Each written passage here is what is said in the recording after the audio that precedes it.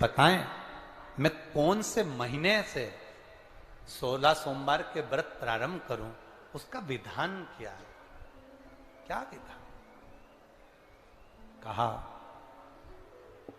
भगवान वर्णन करे। ऋषियों ने कहा सुनो सुगंधा,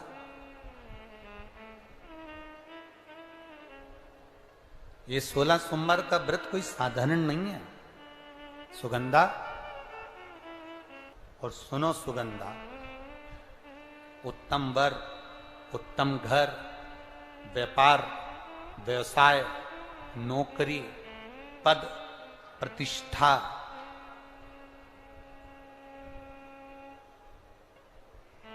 के लिए अगर हमें व्रत करना है तो मार्गशीर्ष मास का पहला सोमवार से इस व्रत को प्रारंभ कर देना चाहिए। मार्गशीर्ष मास का पहला जो सोमवार हो उसमें इस व्रत को प्रारंभ कर लो। और सुनो सुगंधा, ये व्रत दोपहर के तीसरा जो पहर हो प्रदोष काल, उस प्रदोष काल के समय पर आप इस शिवलिंग की पूजन अपने घर में पार्थिव बनाकर स्मरण कर कर भगवान देव अधिदेव महादेव के लिए प्रसाद तैयार कर कर, आप जिस भाव से भगवान शंकर का आटा सेक कर या चूरमा बनाकर या मलिदा बनाकर जो भी आप बना रहे हैं, उससे 3 हिस्से प्रसाद के इस 16 सोमवार के व्रत में भी होते हैं। कितने हिस्से होते हैं? 3 हिस्से। पशुपति व्रत में 16 सोमवार के व्रत में एक अंतर भारी है। पशुपति व्रत में 2 हिस्से मंदिर में रह जाते हैं, एक हिस्सा अपने साथ आता है और स्वयं को खाना पड़ता है। पर 16 सोमवार के व्रत में यह भाव है, एक हिस्सा भोलेनाथ का रहता है, दूसरा हिस्सा भक्तों के लिए, शिव भक्तों के लिए रहता है, और तीसरा हिस्सा आपके लिए रहता है।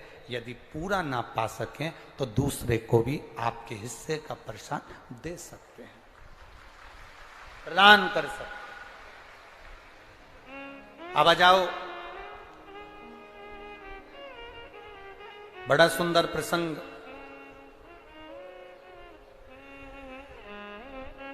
नरसिंह पुराण का आता है। एक बड़ा सुंदर प्रसंग आया।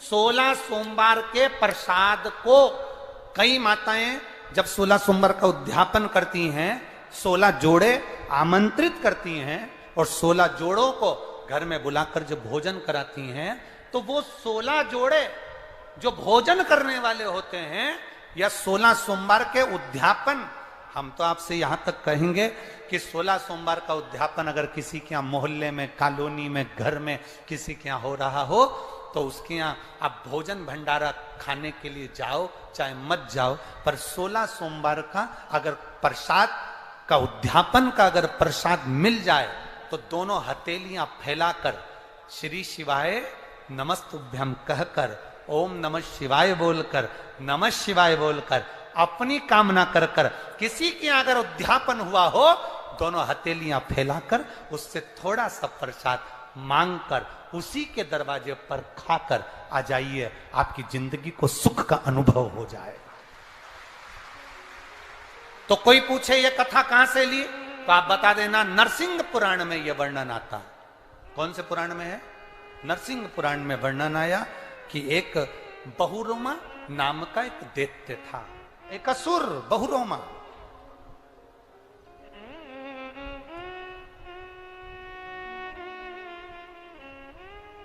एक बार बहुरोमा नामक का यह दैत्य, यह असुर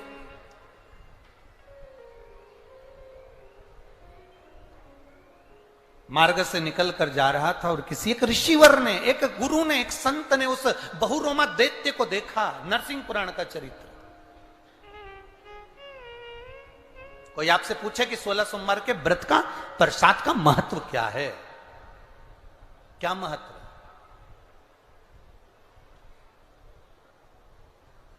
बहुत ध्यान देना, यहां पे माताएं पशुपति व्रत करती हैं। पशुपति व्रत अगर आप लोग करते हैं तो उसके 2 हिस्से मंदिर में छूटते हैं प्रसाद के। बोलो री जी जी, सही है। मंदिर में आप जो प्रसाद के 2 हिस्से छोड़कर आती हो,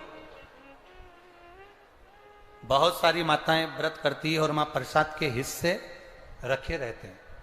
मंदिर का पुजारी हो, मंदिर के पंडित जी हो, या मंदिर की कोई नारी, कोई पुरुष, कोई बच्चा, कोई बड़ा, उस प्रसाद को एकत्रित कर लेता है और उस प्रसाद को जो भक्त लोग दर्शन करने आते हैं, जिनका पशुपति व्रत नहीं रहता, या जो दर्शन करने आए, या गांव के बच्चे हों, नगर के बच्चे हों, कॉलोनी के बच्चे हों, उनको वो प्रसाद जो वितरण किया जाता है, शिव महापुराण की कथा कहती है हजारों हजारों अश्वमेध यज्ञ का जो फल प्राप्त होता है, वो मात्र वो प्रसाद के वितरण से और उसके पाने से प्राप्त हो जाता है। आप लोगों में से कोई माता ने करा कभी ऐसा? अगर कोई प्रसाद चढ़ाकर गया, पशुपतिनाथ व्रत का 2 हिस्सा छोड़कर गया, और बहुत सारी माताओं ने छोड़ दिया और वो सब चली गई, उसके बाद वो प्रसाद रखा रहता है, तो उसको एक तसले में, एक पात्र में एकत्रित करना चाहिए और उसको बांटना। हजारों अश्वमेध यज्ञ के फल के बराबर वो पुण्यता पशुपतिनाथ के व्रत को वितरण करने की, उसको पाने की।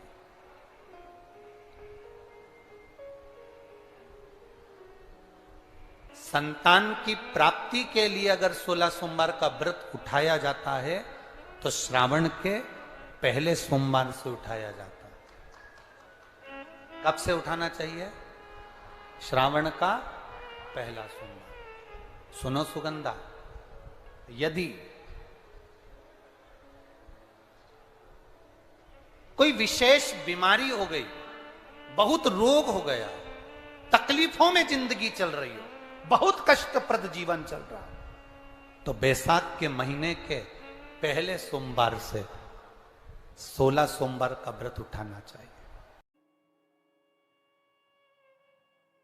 संकट सोमवार, 16 सोमवार का उद्यापन करने वालों से निवेदन है, हाथ जोड़कर, आप कभी भी संकट सोमवार का उद्यापन करो, चाहे 16 सोमवार का उद्यापन करो, एक बात याद रखना, जो तुमने चूरमा का प्रसाद बनाया है, वो चूरमा का प्रसाद थाली में नहीं रखना है, उनको कहना अंजलि में लीजिए, हाथ की हथेली में लीजिए, थोड़ा सा भी भाग हाथ की हथेली में जाएगा, प्रसाद इकट्ठा होगा, आप उसको पाएंगे। और संपूर्ण भोजन करने के पहले प्रसाद ग्रहण करा जाता है। पशुपति व्रत किस किसने करा है? पशुपति व्रत सभी ने करें, दर लोग पशुपति व्रत का नियम है कि भोजन ग्रहण करने के पहले पशुपति व्रत का प्रसाद ग्रहण करा जाता है। उसी तरह संकट सोमवार, 16 सोमवार का व्रत का प्रसाद, उद्यापन का प्रसाद भी सबसे पहले प्रसाद मुख में जाना चाहिए, उसके बाद में पूड़ी, भजिया, पकौड़ा जो भी बनाए, ये उसके बाद जाना चाहिए।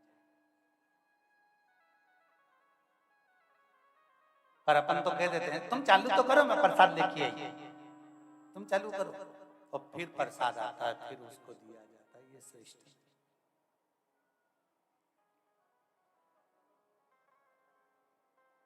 पुनर्जन्म से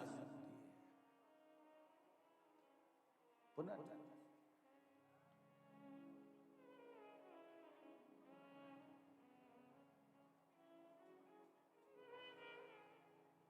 बड़ी दूर से आई हूँ भोले, यह दासी पड़ी चरण तेरे। बड़ी आप में से कितनी माताएं जिन्होंने कभी जिंदगी में 16 सोमवार करा हो? हाथ उठाओ जरा, करें 16 सोमवार किन किन ने करे? जरा हाथ उठाओ तो। हाँ दिख गए, ठीक है, ठीक है। और जितने लोग आस्था चैनल पर सुन रहे हैं, जितने लोग फेसबुक यूट्यूब पर कथा सुन रहे हैं, जितने लोग इस पवित्र भूमि पर छिंदवाड़ा की पावन शिव महापुराण की कथा श्रवण कर रहे हैं, हम आपसे पूछना चाहें, आपने 16 सोमवार का व्रत करा, 16 सोमवार का उद्यापन करा, 16 सोमवार का नियम लिया, 16 सोमवार की पोथी पढ़ी, 16 सोमवार की कथा पढ़ी, 16 सोमवार पे चूरमा बनाया, किसी ने 3-3 बार व्रत करा, किसी ने बेलपत्री का करा, किसी ने चूरमे का करा, किसी ने मिश्री का करा। बोलो सही है? करा लोगों ने। पर जितने लोग आस्था चैनल पर कथा सुन रहे हैं, और जितने लोग इस फेसबुक यूट्यूब पर कथा सुन रहे हैं, और जितने छिंदवाड़ा की पवित्र भूमि पर कथा सुन रहे हैं, हम इनसे पूछना चाहते हैं,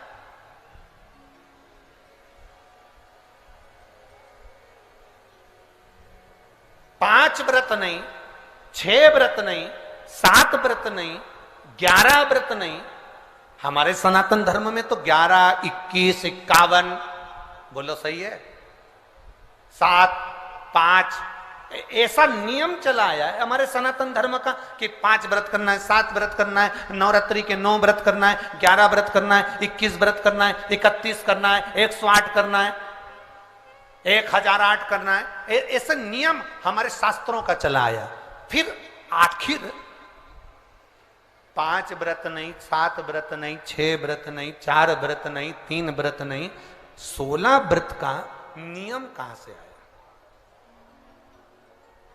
16 व्रत ही क्यों?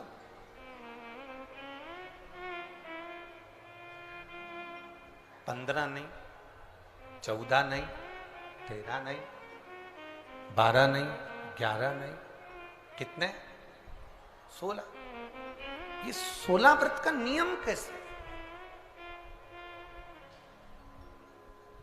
ये कहां से आ गया 16 व्रत का नियम? कोई आपसे पूछ सकता है, आपके घर के बच्चे कह सकते हैं, मम्मी ओ माँ क्या कर रही हो? माँ ने कहा बेटा मैंने 16 सोमवार के व्रत उठाए। 16 सोमवार के व्रत उठाए? हाँ। क्या करती है उसमें? बेटा शाम के समय जब तीसरा पहर होता है, प्रदोष काल होता है, प्रदोष का जो समय होता है, शाम का जो समय होता है, उस शाम के समय पर हम 16 सोमवार का पूजन करते हैं। शिव जी का शिवलिंग का निर्माण करना या शंकर भगवान का शिवलिंग घर में उसकी पूजन अर्चना करना, उसका निर्माण करना और पूजन करके जो भी चीज से हमने सोमवार करे हैं, जो 16 सोमवार के प्रथम सोमवार में चूरमे से करो, चाहे तुम बेलपत्री से करो, चाहे तुम मिश्री से करो, जिससे तुम पहला व्रत करोगे, 16 की 16 व्रत उसी चीज से होंगे, उसी प्रसाद से होंगे। तो बच्चे कहेंगे माँ ये 16 व्रत का विधान कहां से आया? 16 व्रत का नियम कहां से आया? आपके बच्चे पूछ सकते हैं, आपसे पूछेंगे, आपके बच्चे आपसे पूछेंगे कि ये 16 व्रत का विधान कहां से आया, 16 व्रत का नियम कहां से? तब आपको बताना है। अवंतिकापुरी उज्जैनी में एक कन्या रहती थी जिसका नाम सुगंधा था। बड़े ध्यान से सुनना, 16 सोमवार के व्रत तो आपने बहुत करे हैं, पर 16 सोमवार में 16 सोमवार का नियम कहां से आया? 15 नहीं, 14 नहीं, 5 नहीं, 6 नहीं, 7 नहीं, 21 नहीं, 20 नहीं, 16 का नियम कहां से आया? वो 16 के नियम को जाने। और यहीं से 16 सोमवार व्रत की प्रारंभता है, इस कथा की प्रारंभता। और जिन जिन को स्मरण में ना हो, मेरी माताओं से निवेदन है, जिनको नहीं मालूम है कि 16 सोमवार के 16 व्रत का विधान कहां से आया, उनको आप सुना सकते हो, आप उनको बता सकते हो। अवंतिकापुरी में एक सुगंधा नाम की एक बड़ी सुंदर कन्या रहती थी, बड़ी सुंदर थी। उसमें उसके चेहरे पर बड़ा आकर्षण था, उसके चेहरे पर बड़ी चमक थी, उसके चेहरे पर बड़ी रौनकता थी, बड़ी रौनक। अब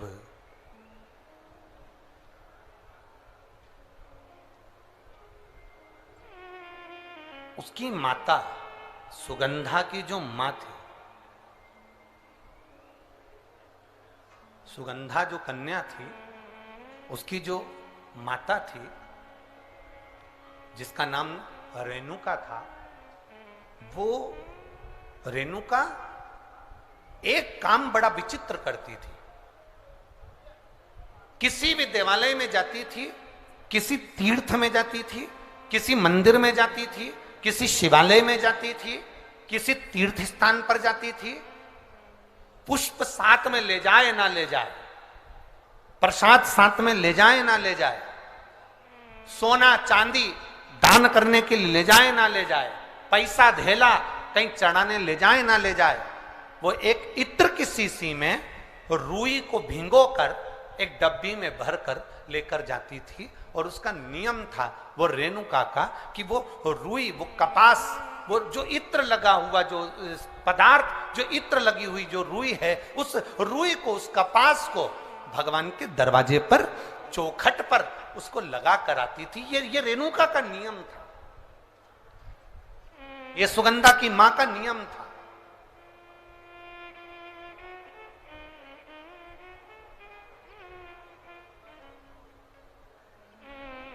एक नियम हमारी जिंदगी में हम जो लेते हैं, वो नियम हमारे लिए सिद्धता देता है।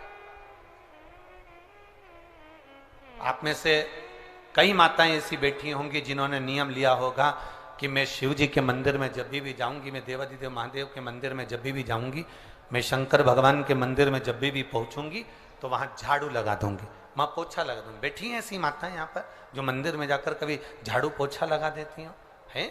तो आप जाकर शिव के मंदिर में बुआरी लगा रहे हो, झाड़ू लगा रहे हो, पोछा लगा रहे हो, या जो बहुत सारे दिए लोग लगाकर चले जाते हैं, जलाकर चले जाते हैं, दिए ठंडे हो जाते हैं, उन दियों को भरकर एक डलिया में, एक खोखे में, एक जगह पर ले जाकर आप रख देते हो, उसका पुण्य कितना है? शिव महापुराण की कथा करी, कितना पुण्य।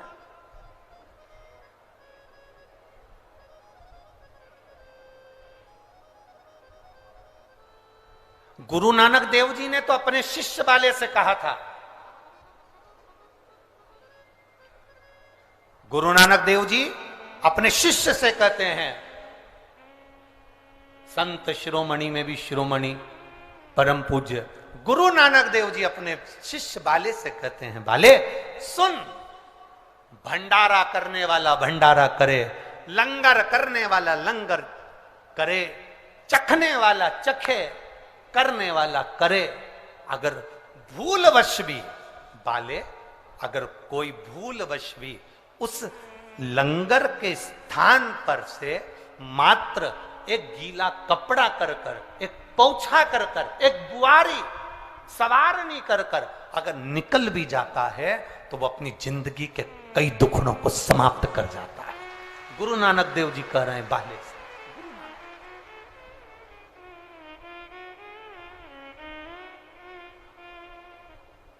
अब शिरोमणि संतों में शिरोमणि गुरु नानक देव जी कहते हैं कि कोई लंगर करे, कोई लंगर चखे, मतलब कोई भंडारा करे और कोई भंडारा खाए, कोई लंगर करे, कोई लंगर चखे।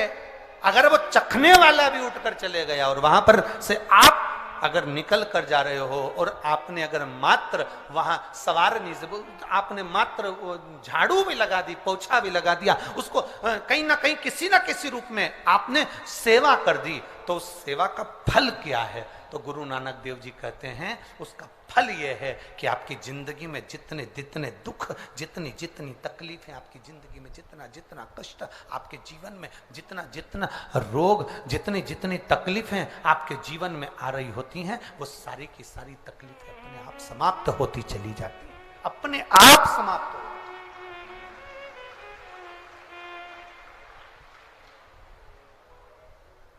अब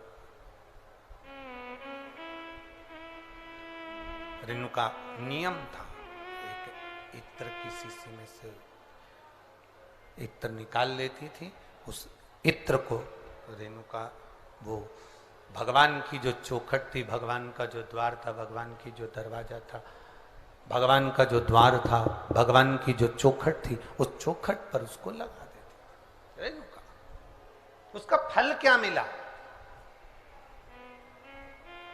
अभी इस पत्र के माध्यम से अपन ने सुना, इन्होंने जो फोटो लगाए करे सब, इस पत्र के माध्यम से अपन ने देखा कि डॉक्टर ने कह दिया, डॉक्टर ने बोल दिया कि गर्भाशय में जो बच्चादानी है उसमें इतना तत्व नहीं, इतना बल नहीं है उस बच्चेदानी में कि वो बच्चा सहन कर ले।